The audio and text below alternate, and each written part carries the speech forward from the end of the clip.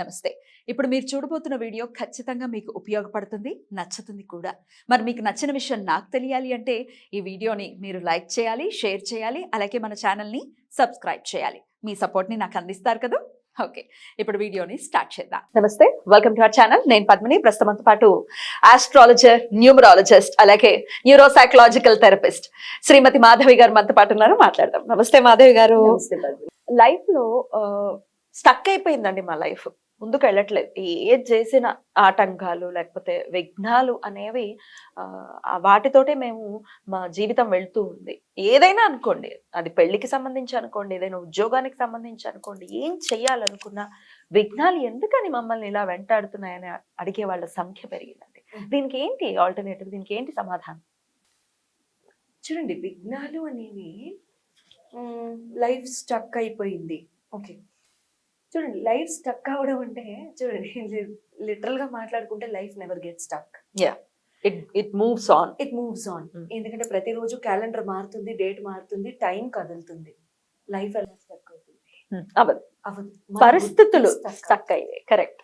బుద్ధి స్టక్ అవుతుంది. తర్వాత మన ఆ జోష్ అని, మన ఎనర్జీ, మన తపన అది సాధించడానికి కానివ్వండి, లేకపోతే ఏదైనా ఒక యాక్టివిటీ చేయడానికి కానివ్వండి, ఏదైనా సరే అక్కడ మనం స్టక్ అవుతాం. అవి మనం అంటే మీరైనా, అందుకని నేను మనం అని అంటున్నాను. అంటే మీరైనా, మేమైనా ఏదో ఒక పరిస్థితుల్లో మేము కూడా స్టాగ్నేట్ అవుతాం, ఎదుర్కొంటాం. కరెక్ట్. ఆ టైమ్స్ లో కనుక మనల్ని పుష్ చేసుకుని, సెల్ఫ్ మోటివేట్ చేసుకుని, లేకపోతే ఎక్స్టర్నల్ మోటివేషన్ తీసుకుని, లేకపోతే ఇతరుల సలహాలు తీసుకుని, ఇంట్లో వాళ్ళు కానివ్వండి, పెద్దవాళ్ళు కానివ్వండి, తెలిసిన వాళ్ళు కానివ్వండి, ఎవరైనా మీ వెల్ విషర్స్ కానివ్వండి, వాళ్ళ సలహాలు తీసుకుని మనం ఏం చేస్తే బాగుంటుంది అనుకుని ముందుకెళ్తే, కానీ అదే ఆస్పెక్ట్ లో మళ్ళీ కనుక మనం ఆలోచించుకుంటూ కూరుకుపోతే అదే ఆలోచనలో, అప్పుడు ఆ పరిస్థితి, ఆ యాక్టివిటీ స్టక్ అవుతుంది, లైఫ్ స్టక్ అవుతుంది. ఓకే, సో ఇటువంటి కాల్స్ ఎక్కువ వస్తూ ఉంటాయి. ఇన్ జనరల్ చేయలేకపోతున్నాం అండి, ఏది ముందుకెళ్ళదు, దానికి చక్రాలు ఉండవు.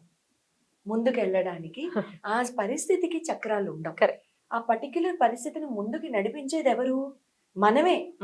మీరు, నేను, తను, అందరమే. మనం నడిపించుకోవాలి. అది మనం నడిపించుకునేటప్పుడు ఏమవుతుందంటే, మన సెల్ఫ్ పుష్ అనేది ఎంత ఉంది, మన సెల్ఫ్ మోటివేషన్ అనేది ఎంత ఉంది అనేది ఇంపార్టెంట్. అక్కడ కొన్ని సార్లు ఏమవుతుందంటే, మనకి ఎంత పుష్ ఉన్నా, మనం ఎంత ట్రై చేసినా ఎక్స్టర్నల్ సర్కమ్స్టాన్సెస్ దోహదపడవు. Okay, understandable. అటువంటి కేసెస్లో అంటే ఎవరినో కలవాలి, వాళ్ళని కలిస్తేనే మన పని అవుతుంది. ఎవరో మనకి సిఫార్సు చేయాలి, వాళ్ళ సిఫార్సు అందితేనే మనకి ఏవో ఒక 4 రాళ్ళు వచ్చే ఉద్యోగం ఏదో వస్తుంది. వాళ్ళు మనకి ఆ టైం ఇవ్వడం లేదు.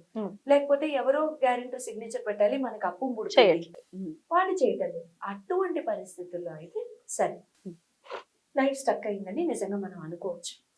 ఒకటండి, గ్రహచార్య రీత్యా చాలా సార్లు లైఫ్స్ అనేవి, సిచ్యువేషన్స్ అనేవి కాస్త నెమ్మదిస్తాయి. ఎందువల్ల? ఏ గ్రహచారం అనుకోవచ్చు అండి? డిఫరెంట్ మళ్ళీను అంటే చూడండి, ఒక్కొక్కసారి వాళ్ళ పరిస్థితుల్లో, అంటే ఇన్ జనరల్ అందరికీ కూడా లైఫ్ స్టక్ అయిపోయింది, ఏది మూవ్ అవ్వట్లేదంటే శనీశ్వరుడు మొలానా అని అనేసుకుంటాం ఇన్ జనరల్. కానీ కాదండి, శనీశ్వరుడు చాలా మంది చార్ట్స్ లో కూడా చాలా మంచి స్థితిగతుల్లో ప్లేస్ అయి ఉంటారు. అటువంటి వాళ్ళని అన్స్టాపబుల్ అని చెప్తాం. అటువంటి వాళ్ళని అసలు మూవ్మెంట్ వాళ్ళకి ఆపడం అనేది చాలా కష్టం. వాళ్ళు సాధించేది, ఇప్పుడు పెద్ద ఆర్గనైజేషన్స్ కి సీఈఓలు కానివ్వండి, ఎవరైనా ఉంటారు, వాళ్ళందరూ ఎలా అంత పెద్ద కుర్చీలలో కూర్చుని, అంటే కుర్చీ సైజు పెద్దదని కాదు, అంటే పొజిషన్ పెద్ద రెస్పాన్సిబిలిటీని వాళ్ళ భుజాల మీద వేసుకోవడము, నలుగురిని సేకరించి వాళ్ళతో పని చేయించుకోవడం కానివ్వండి, లేకపోతే వాళ్ళకి హెల్ప్ చేయడం కానివ్వండి వర్క్ ద్వారా, అటువంటివి ఏదైనా సాధించడం కానివ్వండి, సాటర్న్ మూలానే పాసిబుల్, రాహు మూలానే పాసిబుల్. రాహు మూలానా? మాయా వీరుడైనా అయినప్పటికీ క్లారిటీ వీరుడు కూడా. డిపెండ్స్ అపాన్ ఏ హారోస్కోప్ లో ఎట్లా ఆయన ప్లేస్ అయి ఉన్నారనేది. అంటే ఆయన ఇంట్యూషన్స్ ఇచ్చే ఆస్పెక్ట్స్ లో ఎవ్వరూ ఇవ్వలేరు అలా. అవునా? ఇప్పుడు చూడండి, చాలా సార్లు మనకి మెర్క్యూరీ రెట్రోగ్రేడ్ అవుతూ ఉంటారు. మెర్క్యూరీ రెట్రోగ్రేడ్ అయినప్పుడు, ఇప్పుడు ఆల్రెడీ ఆడుకుంటున్నప్పుడు మెర్క్యూరీ రెట్రోగ్రేడ్ లో ఉన్నారు. సో ఈ రెట్రోగ్రేడ్ ఆస్పెక్ట్స్ లో చాలా మందికి ఫాలోవర్స్ అవుతాయి. గతించిన ఫ్రెండ్షిప్స్ మళ్ళీ వెనక్కి వచ్చేస్తాయి కొంతమందికి కమ్యూనికేషన్ లాసెస్ అవుతాయి. అవునా? అలా ఇలా వైస్ వర్సానా? ల్యాప్టాప్లు హ్యాంగ్ అయిపోతాయి, స్క్రీన్లు బ్లింక్ అవుతాయి, ఫోన్లు కింద పడి అద్దాలు ఇరుగుతాయి, ఫోన్లు పనిచేయవు, ఫోన్లు కొనుక్కోవాల్సిన పరిస్థితి వస్తుంది, అవునా? ఫోన్లు మార్చుకుంటారు, ఎలక్ట్రానిక్ డివైసెస్ వీటిల్లో హ్యాంగ్ అయిపోవడము ఇలాంటి పరిస్థితులు. ట్రావెల్ ప్లాన్స్ ఆగిపోతాయి. ట్రావెల్ ప్లాన్స్ కొంతమంది చేస్తారు, అది గనక మంచిగా మెర్క్యూరీ రెట్రోగ్రేడ్ గనక దోహదపడుతుంటా ఆ జాతకుడికి. అప్పుడు ఇవన్నీ అవుతాయి, ప్లసెస్ అవుతాయి ఇప్పుడు నేను చెప్పిన వాటిల్లో. లేదు అంటే నేను చెప్పిన వాటిల్లో రివర్స్ అవుతూ రివర్స్ అవుతూ ఉంటాయి. అటువంటివన్నీ అవుతూ ఉంటాయి అన్నమాట. సో ఇక్కడ ఏమవుతుందంటే, ఇక్కడ ఆ స్టక్ అయిపోయినప్పుడు ఇటువంటి పరిస్థితుల్లో సింపుల్ అండి 2 రెమెడీస్. ఒకటి రాక్ సాల్ట్ తీసుకోండి, కళ్ళుప్పు. కళ్ళుప్పుని మళ్ళీ ఏ కంపెనీ ఉప్పు అయితే శుద్ధి అవి ఏం వద్దు, ఏ కళ్ళుప్పు దొరికితే బజార్లో మనకి ఆ కళ్ళుప్పుని బాగా చక్కగా బకెట్ నీళ్ళలో వేసేసుకుని అది కరిగిపోయిన తర్వాత స్నానం చేయడం. కళ్ళలో పోసుకోవద్దు, కళ్ళు తెరిచి. తర్వాత మాది చెప్పింది కళ్ళు పండు తల మీద నుంచి పోసుకోవచ్చా స్నానం? వద్దులేండి, మళ్ళీ జుట్టు ఉడుతుంది కదా, అదో బాధ. నార్మల్ గా మీరు వంటి స్నానం చేసేటప్పుడు మాత్రమే అండర్లైన్, రైట్, కళ్ళు మూసుకోండి అండర్లైన్, రైట్, సరే. అప్పుడు కనుక చేస్తే ఇటువంటి పరిస్థితుల నుంచి, ఈ స్టక్ అయిపోయిన సిచ్యువేషన్స్ నుంచి మీకు ఆ మనుషులతో మళ్ళీ మాట్లాడడం కానివ్వండి, లేకపోతే వాళ్ళు మళ్ళీ మీ జీవితాల్లోకి వెనక్కి రావడం కానివ్వండి, ఇలాంటివి అయిపోతాయి, జరుగుతాయి. రెండవ రెమెడీ ఏంటంటే, ఇక్కడ మీరు 56 అని రాసుకోవచ్చు. నంబర్ 56 బ్లూ కలర్ పెన్ తో left hand side body part, especially hand అండి, left hand side body part మీద 56 అని రాసుకోండి. ప్రతిరోజు రాసుకోండి. ఇన్ఫాక్ట్ ఈ 4 ఆర్మ్ మీద రాసుకుంటే ఇంకా బెటర్. ఇక్కడ రాసుకునేటప్పుడు మీరు అనుకోవాల్సింది ఏంటంటే, ఇక్కడ 56 రాసుకునేటప్పుడు ఏదైతే ఈ స్టక్ అయిపోయిన సిచ్యువేషన్ మీ లైఫ్స్ లో జెన్యున్ గా ఏవైతే స్టక్ అయిపోయినాయి అని అనుకుంటున్నారో అవి ముందుకు వెళ్ళాలి అని కోరుకోండి. చూడండి, ఇక్కడ ఇంకో క్యాచ్ కూడా ఉంది. కొన్ని కాల్స్ లో జనరల్ గా నేను చూడడం జరుగుతుంది ఏమంటే ఈ సీట్ ఎప్పుడు వస్తుందండి ఈ కాలేజీలో అని అడుగుతారు. వాళ్ళు అడ్మిషన్స్ జనవరిలో ఓపెన్ చేద్దామని వాళ్ళు డిసైడ్ చేసుకున్నారు. మీ గ్రాచార ప్రకారం నవంబర్ లోపే బాగుంది, నవంబర్ తర్వాత బాగాలేదు, వాడు సీట్ ఇవ్వడం, ఈలోగా వాడు అడ్మిషన్స్ ఓపెన్ చేయడు. అప్పుడు ఏం చేస్తారు? అంతేనా? అంతే. వాడు అడ్మిషన్స్ జనవరిలో ఇస్తుంటే నవంబర్ లో మీకు టైం బాగుంది రండి అని చెప్పేసి ఇవ్వడుగా. అటువంటి పరిస్థితులు ఏమవుతుందంటే, కనీసం మీకు కమ్యూనికేషన్ వస్తుంది యూనివర్సిటీ నుంచి. మీకు యూనివర్సిటీ నుంచి కాల్ లెటర్ రావడమో, మీ I-20లు రావడమో, ఏవేవో ఏ దేశాలు అయితే I-20లు రావడమో, అలాంటి ఉత్తరాలన్నీ వచ్చి మీకు సీట్ వచ్చింది కన్ఫర్మేషన్ ఉంటుంది. మనం చక్కగా మాల్కి వెళ్ళిపోయి బట్టలు కొనేసుకోవచ్చు కదా, అవన్నీ చేసుకోండి ఈలోగా. దసరాలు దీపావళి చేసేసుకుని అప్పుడు రెడీ అయిపోండి. Okay, right. సో 56 నంబర్ అనేది స్టక్ అయిపోయినటువంటి ఆ పరిస్థితుల నుంచి ఖచ్చితంగా బయటపడేస్తుంది.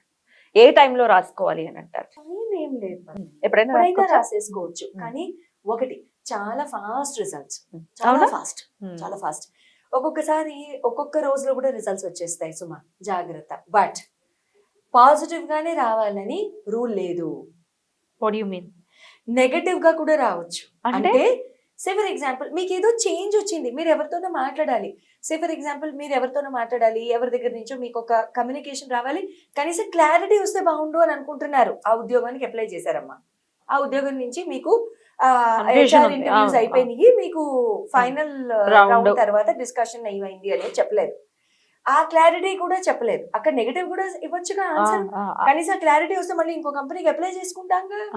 ఆన్ దట్ పాయింట్ అది పాజిటివే కదా, ఏదో ఒకటి తెలిసింది కదా. పాపం ఉద్యోగం రాదని నేను నెగటివ్ అన్నాను. రైట్. సో ఆ 56 అనేది ఏ రకంగా అయినా సరే మీకు చేంజ్ అనేది మాత్రం ఉంటుంది. ఆ చేంజ్ ని మీరు రెడీగా ఉంటేనే మీరు రాసుకోవాలి. లేకపోతే మాత్రం లేదంటే ఇంక నేను ఏది వినదలుచుకోలేదు, ఇంకే నాకు కావాల్సిందే అవ్వాలి అని అంటే మాత్రం ఇంకప్పుడు ఇది రాసుకోవడం 56 జోలికి వెళ్ళొద్దు. ఎందుకంటే మీకు అప్పుడు క్లారిటీ వస్తుంటూ ఉంటాయి. బట్ మీరు ఆ చేంజ్ కి మీరు ముందు కృతజ్ఞత కనుక చెప్పేసుకుంటే రానున్న ఈవెంట్స్ అన్ని పాజిటివ్ గా లేకపోయినా ఆటోమేటిక్ గా మారిపోతాయి. డెఫినెట్లీ గ్రాటిట్యూడ్ చూపించడం అనేది అలవర్చుకోవాలి మనం. ఏదో చేసేసావు అయిపోయింది, కొంతమందికి అవ్వకుండా కూడా ఉంటుంది. ఇంకా అసలు ఇది పని చేయదు అని మాట్లాడే వాళ్ళ సంఖ్య కూడా ఉంది. అయిన వాళ్ళు కూడా ఉన్నారు. అయిన వాళ్ళు ఖచ్చితంగా గ్రాటిట్యూడ్ చూపించాలి. ఒకవేళ అవ్వట్లేదు అని అంటే సంథింగ్ బెటర్ ఈజ్ వెయిటింగ్ అన్న థాట్ ప్రాసెస్ ని కూడా డెవలప్ చేసుకోవాలి. ఊరికే ఏదో బ్లైండ్ గా అవ్వట్లేదు అని కాకుండా. That's what I feel. Right అండి, చాలా బ్యూటిఫుల్ గా ఎక్స్ప్లెయిన్ చేశారు. 56 నంబర్, అలాగే సాల్ట్ తో వాటర్ లో సాల్ట్ వేసుకుని స్నానం చేసుకునేటటువంటి ఆ పద్ధతిని కూడా ఖచ్చితంగా అనుసరించి ఆ బ్లాకేజెస్ ఏవైతే ఉన్నాయో అవన్నీ క్లియర్ అవ్వాలి అని మనస్ఫూర్తిగా కోరుకుంటూ thank you so very much Madhavi గారు. నమస్తే. నమస్తే.